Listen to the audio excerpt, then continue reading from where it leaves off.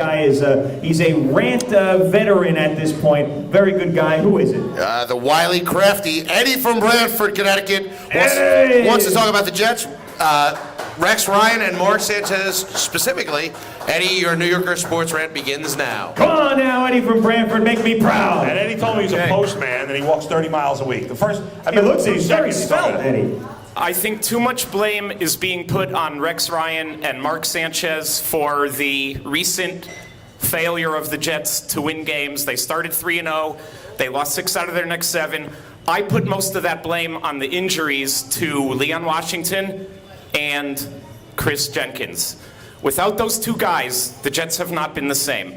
During their 3-0 run to start the season, those guys were healthy.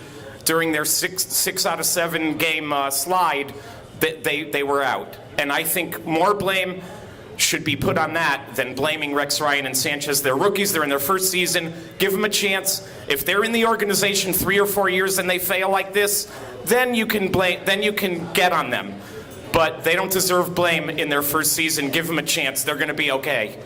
All right, Eddie, there's a couple of things I will say. Now, you can blame a guy just because he's in the first season. You're allowed to do that. I mean, absolutely. You're right that you need to let these guys develop, but that doesn't mean that you can't blame them for the losses. Mark Sanchez has had 2 of the worst football games I've ever seen played a quarterback in my life, outside of that Eli Baltimore game and his first or second year there, where he threw about 57 interceptions.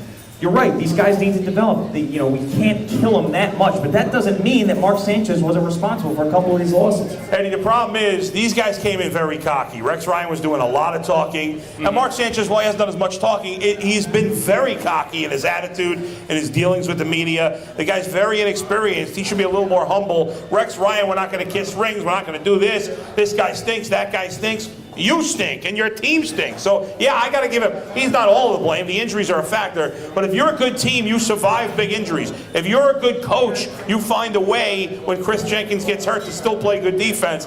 That's the only major injury they've had on defense. And they did play great defense in that Carolina game, Eddie. You do have to admit that. They were a phenomenal defensive team. And did. Nobody has played the Saints better defensively than the Jets have as well.